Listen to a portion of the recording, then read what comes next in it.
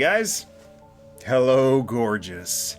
Talking about a 90s series today. I do a lot of 80s discussion on the channel, but there are a couple of shows from the 90s that I really enjoy, and this one is Sliders from Fox TV, and we all know about all of the great series that were canceled after one season on Fox.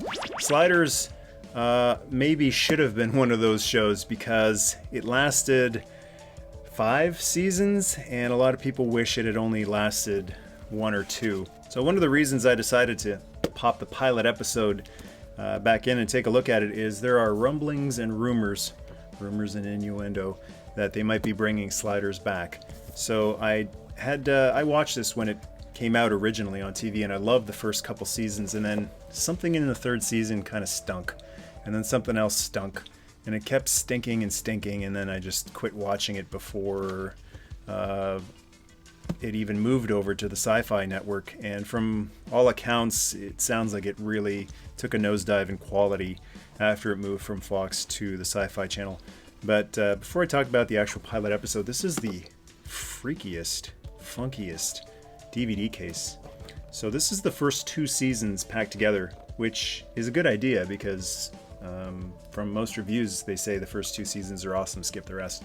So it comes with this end piece with really nice foil style material on it. And then this is the really weird part. You get this clear case right here, and then you get this part. So when it's all together, it actually looks awesome, but when you take it apart, it's kind of cheap looking. It's a bunch of DVDs just sitting in this piece of foam.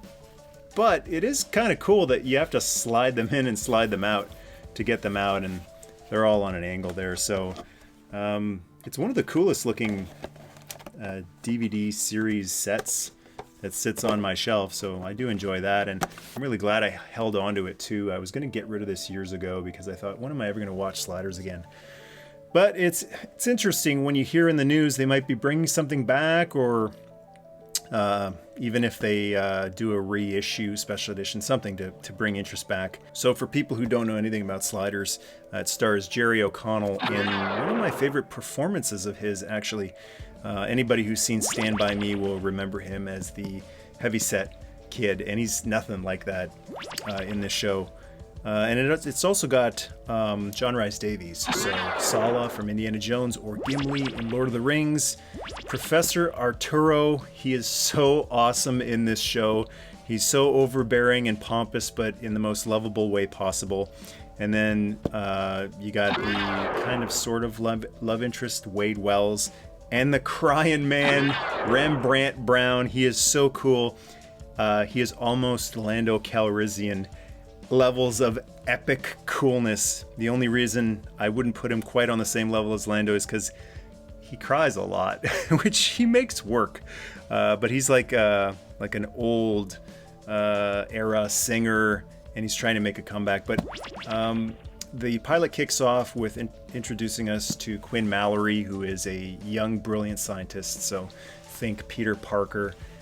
He's a late teenager. I think he's still, he's in college, and one of his professors is Maximilian Arturo, which is John Rhys-Davies, and he's working on something. It's not a interdimensional transportation device. It was originally supposed to be something else, but as with a lot of big inventions, it's things that start off as one thing kind of take a life onto themselves.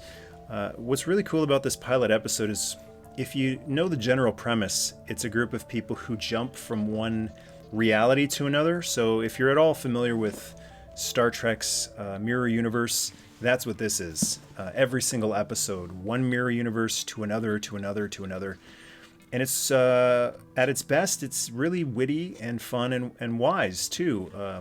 It looks at the little changes, one little small thing that changed, and how all of history will be affected by that. It doesn't have to be as big as Hitler winning the Second World War. It can be other smaller things, smaller battles, or smaller inventions. Like, what if a cure for a very common ailment had never been found? Or what if cancer had been cured?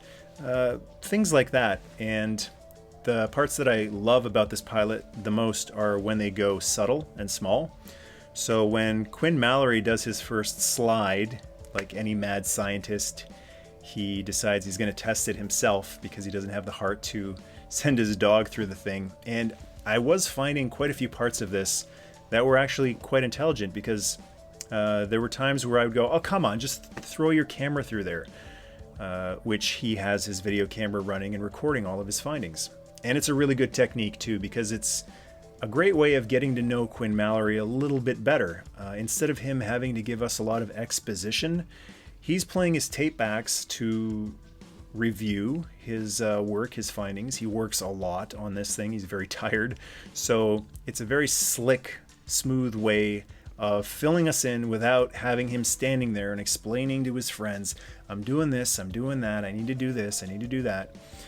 And one of the most brilliant pieces of exposition in this is when Quinn speaks to himself from another dimension. Comes through, and that's a really fun sequence too, where he has to go through the wake of the chaos that his other dimension self has caused. So the thing I liked about that was the other Quinn Mallory isn't a spiky-haired, pierced, tattooed Neanderthal. He's actually Quinn Mallory, just with the volume turned up a little bit. He's a little more pretentious, obnoxious, but a lot more confident. So he does things like, kisses the girl that he sort of likes, or she sort of likes him. He does tell the professor windbag that he's a windbag, and things that the regular This World's Quinn Mallory would never do. He just goes around not feeling any consequences to it, because he is that brilliant. So having that Quinn speak to our Quinn was a really fun scene, because usually when you get one universe's character speaking to the mirror universe, it's night and day. It's like, the good Captain Kirk speaking to the evil Captain Kirk, or things like that. Trek-like, you got the polar opposite, good versus evil. And this was just a Quinn who has really gained his self-confidence speaking to one who's almost there. Just almost there, and he wants to give him a little helping shove in the right direction. The first slide is fantastic because it's so subtle. It gives you that creeping, unsettling, we're not in Kansas anymore, little tiny changes. And I really love the sequence of Quinn finding out when he first does his slide. He thinks nothing happened. Everything looks the same, and he's so disappointed. And as he's going around town, he's going to go to school, he stops at a red light, and everyone starts honking at him. And they're calling him an idiot. It's red! Go, you moron! And he's like, what? And then the light turns green, and everybody stops, and he starts to realize he sees a statue that has been replaced with another not so flattering character. And he starts to realize, oh my God, it actually did work. And there are all these little rules that have been changed all throughout this particular world. So that's really fun. I'd say the weakest part of this episode for me was when he does the second jump with all of the crew. It's kind of contrived that he brings his professor and his bud. He calls Wade Wells his bud, this girl who has an obvious crush on him. And they just come along with him. And then the crying man, Rembrandt Brown, is included in this thing totally by accident, but it's random, it's very contrived, it's implausible. It kind of goes against what has been established earlier in the episode, because this wormhole they travel through actually leaves the room, goes wherever it needs to go, and actually almost attacks Rembrandt so that he's included in this whole thing. So that's the thing I thought was, like, come on, the rest of it is so good and so strong and so subtle. That stuff really clashes with the rest. And talking about Remy Brown, I really love the character, but there are some parts in this episode where he is overbearing. He's a little too loud and boisterous and comedic for a story that could have been a real 80s feeling Spielberg style of sci-fi fun thriller.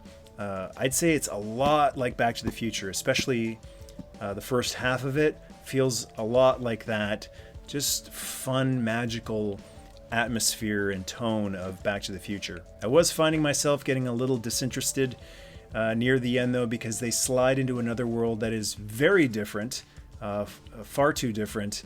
And that's not the only problem, because there's going to be universes where the bad guys won. It's like an oppressive or communist regime. That's one thing. But then to have the characters have their duplicates be prominent people in the military. So Wade Wells, her double, is like the leader of the resistance, which was very hard to believe because she's just so young. I mean, it's fine if she's kind of shy and mousy in one reality and she became very confident in another, but she's just too young to command an army. And then if that wasn't enough, then the professor is also a high-ranking official on the bad guy's side. And it's just a little... It's kind of like in Star Wars when well-known characters bump into each other. Even though the galaxy is very big, it starts to make it feel like a very small galaxy. That's what's happening in Sliders when they're finding out that my double is this big famous person. They're not that famous in their own reality. Arturo might be, but still he's just a professor. He's not all that well-renowned. Remy Brown is kind of washed up. Wade Wells is, no one cares about her. She's just a young student who works at a computer store. And Quinn Mallory is brilliant, but he's unknown too. So it's just a little contrived. It's supposed to be fun, like, wow, who knows what your double could be in another universe. But I get the feeling we're not going to see the end of this anytime soon. They're going to keep being president and the inventor of something, or some sort of big legendary figure, singer, whatever. If they would just dial it down a little bit and go a little more quieter, like they did earlier in the same episode, I think that would have worked a lot better in the long run. And the ending of the episode is absolute brilliance, where they think that they've made it back to their own dimension, and they're very relaxed and they're very happy, and they feel like, ooh, that's the end of that. And they really could have ended this right then and there and treated this as like a TV movie, and it would have been an awesome one. But I love how they open the door for the series. As far as pilots go, this is a fantastic pilot because it doesn't make you tired of the concept by the end of it already. It really makes you feel like, oh, what's going to happen in the next 5 minutes? And they have the courage to just end the episode right there, where they realize, they didn't make it home. This is a different reality. It's so close, and that's what I like when the alternate realities are so close, except for one teeny tiny major difference.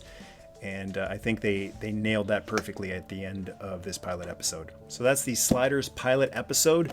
Really good after all these years. Really good production value too. Another thing that discourages me from watching 90s shows in particular is because that's when the CGI started to really become more prominent in shows. And they were trying to do things that were beyond their means. So TNG, Star Trek, got lucky. Their effects, CGI, still looks fantastic to this day. Other things like Babylon 5, it's really hard to get past how dated those special effects look. So I was thinking the same thing is going to happen with Sliders. Luckily not. The biggest effect is the wormhole, and it still looks really good in this pilot episode, and they also skirt around it by not having the wormhole only be a computer effect, but they have wind blasting and they have lights flickering and sound, and the actors have to scream over all of this. So they're not just standing there pretending, being told by a director, okay, pretend there's this amazing wormhole. No, like Quinn Mallory's hair is flying all over the place, and he's trying to not fall over from the gale force winds that they're blasting at him on set. And then drawing the wormhole on afterwards is almost an afterthought. So as far as the effects go, they still really hold up too, which makes the whole thing even more enjoyable. Looking forward to making my way through seasons 1 and 2 and then I guess I will decide from there if I want to continue on the downward slide of this show. But if you have a Sliders memory or discussion topic you'd like to share, scroll down and go to town. And to join the tribe, hit subscribe. Nerd mistake.